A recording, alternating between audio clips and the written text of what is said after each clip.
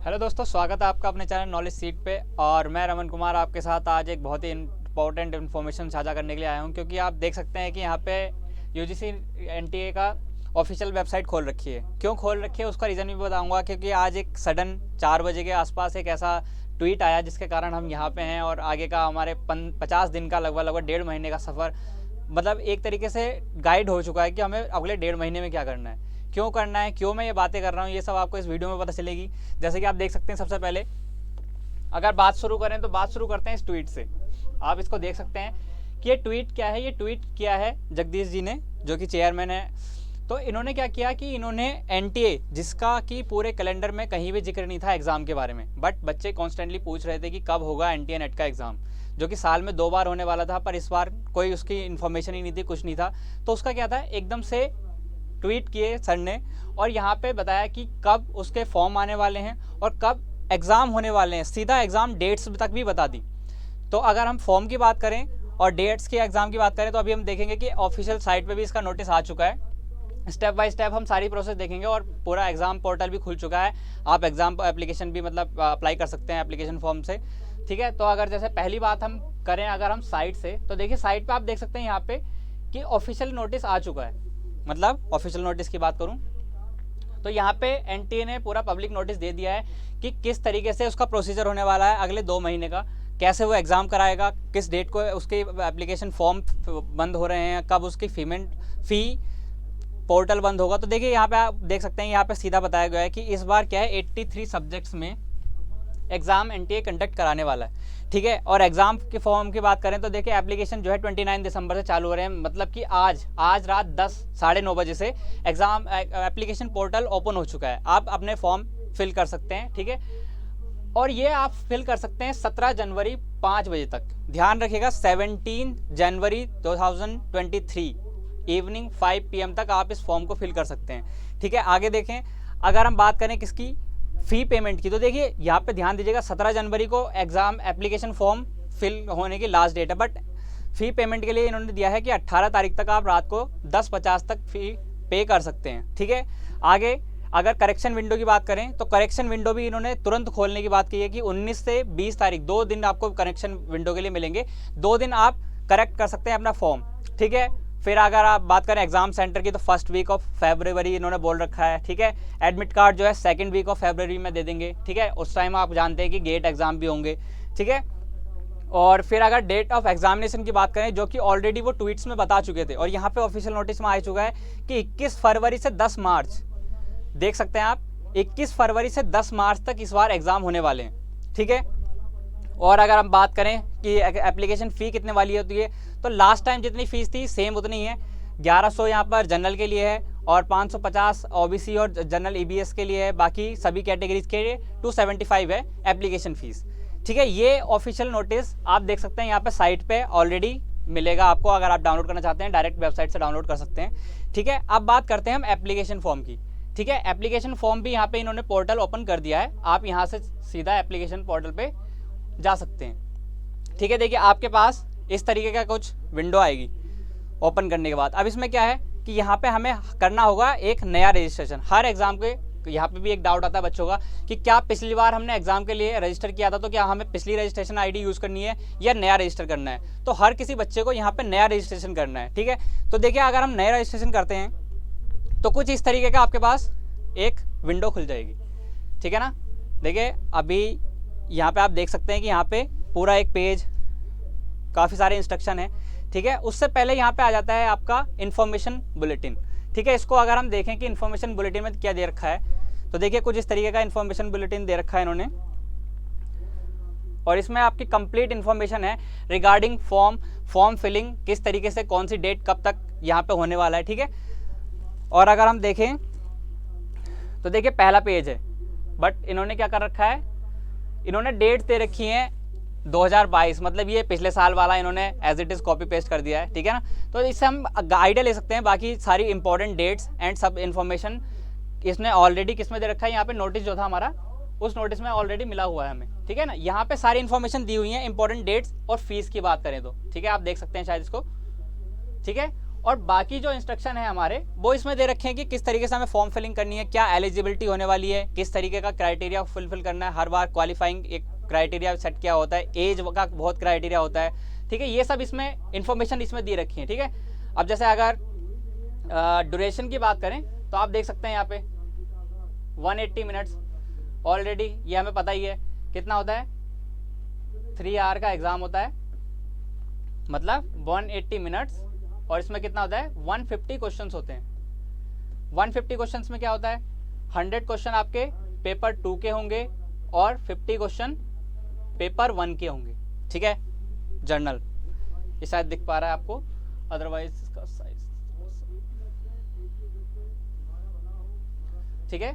और अगर हम आगे बढ़ें तो आप देख सकते हैं यहाँ पे इसके बाद स्टेप्स हैं कि किस तरीके से हमें फॉर्म भरना है। अब देखिए जनरल स्टेप्स मैं इसमें बता देता हूँ कि क्या क्या होते हैं। देखिए सबसे पहला रजिस्ट्रेशन होगा आपका। रजिस्ट्रेशन के बाद आपका क्या होगा कि आप जैसे रजिस्टर करेंगे उसके बाद रजिस्ट्रेशन करने से पहले वैसे बताऊं तो कुछ चीज़ें जान लेनी चाहिए, जैसे कि एज एलिजिबिलिटी होती है, कुछ क्वालिफाइंग होता है। जैसे कि इसमें साफ कहा गया है कि आपका जो पीजी में सब्जेक्ट रहा है उसी में आप फॉर्म फिल करें, ठीक है। और अगर अब बात करें देखिए ये इसका पैटर्न होता है। पैटर्न आपको मैंने बताया 100 क्वेश्चन पेपर 2 के होंगे, 100 क्वेश्चन पेपर 2 के हैं और 50 क्वेश्चन पेपर 1 के हैं। 2 पेपर आते हैं, सेम कंटिन्यूस टाइम में होगा, 3 आवर्स में आपका एग्जाम होगा, कोई बीच में ब्रेक नहीं होता है, ठीक है।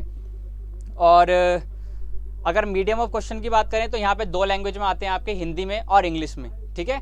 और यहाँ पे क्या होता है कि अगर कोई क्लैश होता है मतलब हिंदी या इंग्लिश में कोई अलग अलग मीनिंग निकल रहा है क्वेश्चन के, तो हमेशा इंग्लिश को प्रायोरिटी दी जाएगी, ये भी इसमें साफ साफ लिखा हुआ है, ठीक है।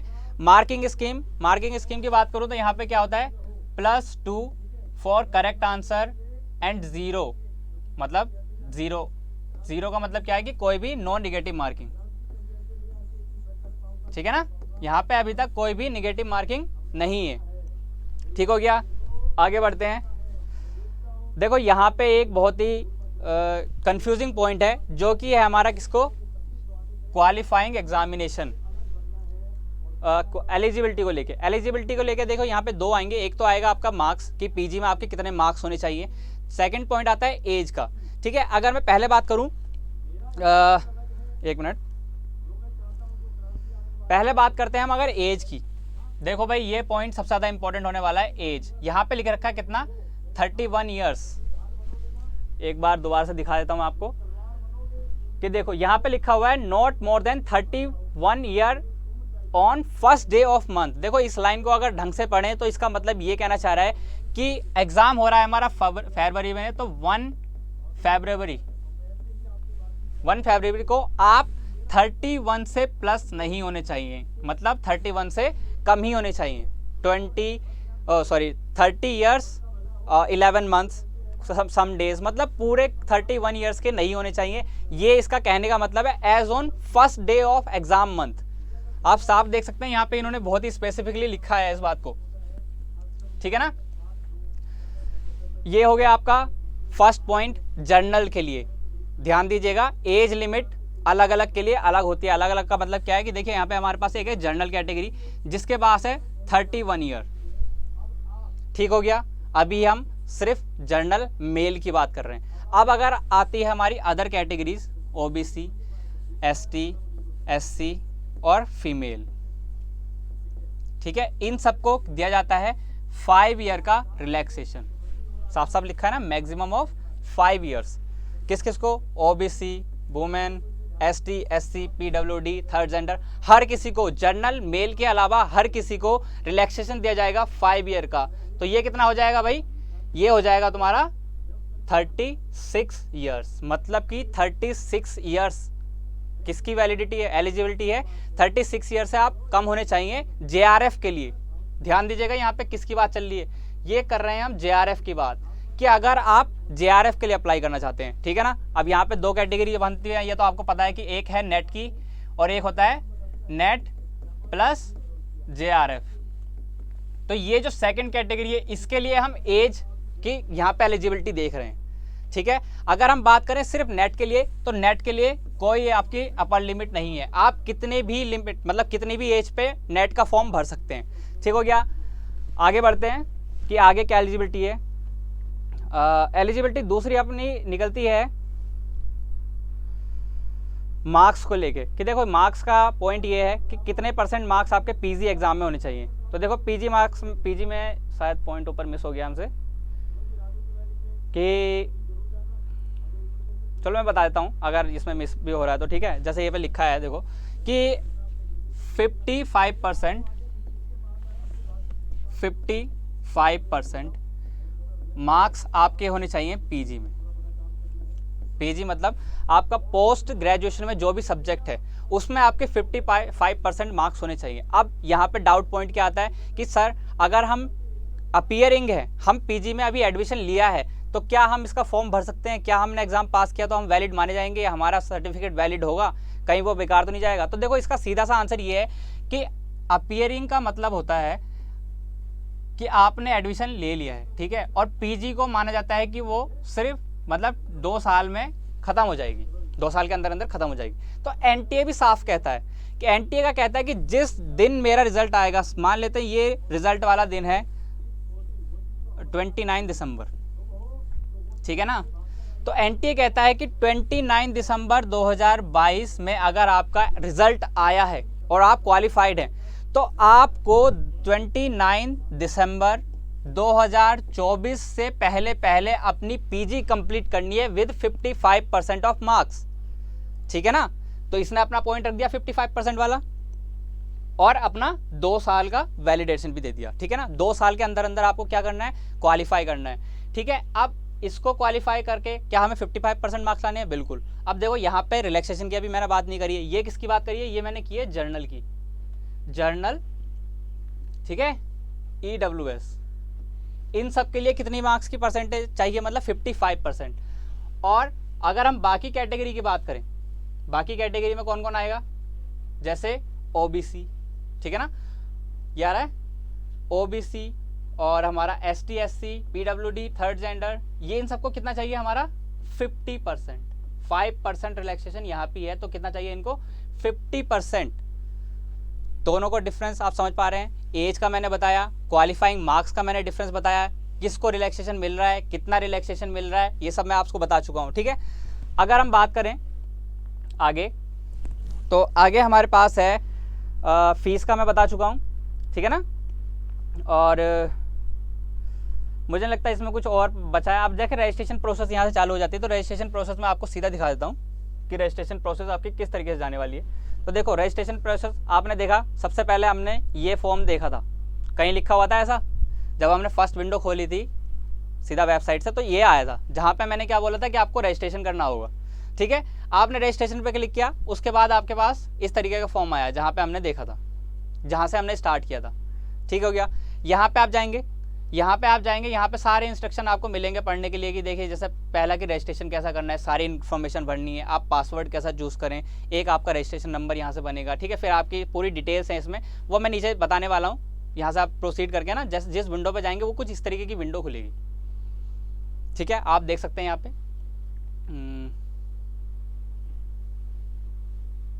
ठीक है ना, देखो पहला है कैंडिडेट नेम, बहुत सही से भरना है, मतलब आराम से करेक्शन विंडो मिलेगा, बट क्यों करेक्शन पे जाना, हम आराम से भर सकते हैं, हमारे पास काफ़ी टाइम है, ठीक है ना। तो देखो दूसरा है father name, mother name, date of birth, बहुत सही तरीके से भरनी है। जेंडर भर सकते हैं आप। आइडेंटिटी टाइप में यहाँ पे आपके पास कोई भी वैलिड आइडेंटिटी हो सकती है जिसमें आपका फ़ोटो और एड्रेस हो, ठीक है ना। अब ये लेके जानी होती है आपको जब आप एग्ज़ाम देने जाते हैं ओरिजिनल में, ठीक है ना, इस चीज़ का काफ़ी ध्यान रखना है। फिर इसके बाद आप यहाँ पे इसका नंबर लिख सकते हैं, ठीक है, यहाँ पे आपकी कॉन्टैक्ट डिटेल्स आती हैं, एड्रेस आ जाता है, ठीक हो गया। बाकी यहाँ पे आपका एड्रेस आ जाएगा, कोई इसमें डिटेल इशू होने नहीं वाला है आपको, ठीक है। यहाँ पे आप जब इसे सबमिट कर देंगे तो उसके बाद आपके पास एक कंफर्मेशन आएगा कि रिव्यू कर लीजिए आप पेज को, अगर आपको कोई एरर लग रही है तो आप इसको रेक्टिफाई कर सकते हैं, ठीक है। इसको करने के बाद जब आप सबमिट करेंगे तो आपके पास OTP आएगा, आपका रजिस्ट्रेशन सक्सेसफुल हो जाएगा, आपके पास एक रजिस्ट्रेशन नंबर मिल जाएगा आपको, ठीक है। उसके बाद क्या होगा, जब आप रजिस्ट्रेशन कर लेंगे इसको, ये आपका रजिस्ट्रेशन कंप्लीट हो चुका है, फिर जब आप लॉगिन करेंगे तो लॉगिन करने के बाद आपके पास कुछ इस तरीके का पोर्टल मिलेगा, जिसमें आपका नाम लिखा होगा और एक एप्लीकेशन नंबर लिखा होगा। इसको ये आपको फ्यूचर में हर जगह यूज़ करना है, ठीक है। अब यहाँ पे आपके कई सारे ऑप्शंस हैं, यहाँ पे आप सबसे पहले तो सजेस्ट करूंगा कि आप अपना फ़ोन नंबर और ईमेल आईडी दोनों वेरीफाई कर लीजिए। आपको एक OTP आएगा, आप उसको वेरीफाई कर सकते हैं ताकि फ्यूचर में अगर कोई भी नोटिफिकेशन आता है एनटीए का तो डायरेक्ट आपके मेल और फ़ोन नंबर पर आए, ठीक है ना। फिर इसको हम भर सकते हैं। जैसे यहाँ से रजिस्ट्रेशन फॉर्म ऑलरेडी फिल्ड है, एप्लीकेशन फॉर्म पे आप क्लिक करेंगे तो आपके पास एक और पोर्टल आ जाएगा, ठीक है। उसमें आप देखिए फिर से आपसे जो डिटेल्स आपकी भरी हुई होंगी वो नहीं पूछेगा चेंज करने के लिए, अदरवाइज थोड़ा और डिटेल में आपसे पूछने लग जाएगा, ठीक है। इस तरीके से यहाँ पे आपको कोई दिक्कत नहीं होने वाली है। यहाँ पे आप आराम से भर सकते हैं, ये डिटेल्स ऑलरेडी भरी हुई होंगी।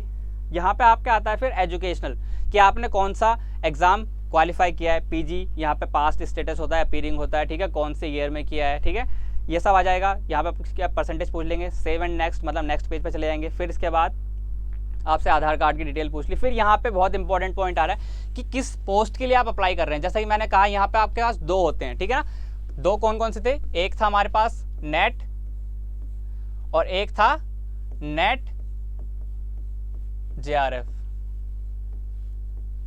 तो यहाँ पे चूज करना है आपको बहुत ही संभल के, ठीक है, कि आप किसके लिए चूज कर रहे हैं। अगर आप एलिजिबिलिटी में आते हैं तो मैं प्रेफर करूंगा कि आप हम JRF के लिए ही अप्लाई करें, ठीक है। तो यहाँ पे असिस्टेंट प्रोफेसर या JRF विद असिस्टेंट प्रोफेसर आप अप्लाई कर सकते हैं, ठीक है। आपको सब्जेक्ट चूज करना है जो आपका पीजी में था, ठीक है ना। जो सब्जेक्ट आपका पीजी में था, पोस्ट ग्रेजुएशन में था, वो सब्जेक्ट चूज करेंगे। 4 आपके सेंटर चूज कर लेंगे, ठीक है, और आराम से हम इसको आगे भर देंगे।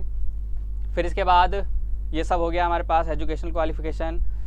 इसके बाद MPhil PhD वगैरह की डिटेल पूछेगा कि आपने PhD कर रखी है, रिलैक्सेशन वगैरह चाहिए कि नहीं चाहिए, ठीक है। यहाँ पे फिर आपके फोटोग्राफ और साइज़, दोनों का साइज़ दे रखा होगा, कितने KBs में चाहिए, किस फॉर्मेट में चाहिए, हर चीज़ यहाँ पे दे रखी है। आप आराम से इसको फिल कर सकते हैं, कोई इशू नहीं आने वाला है इसमें।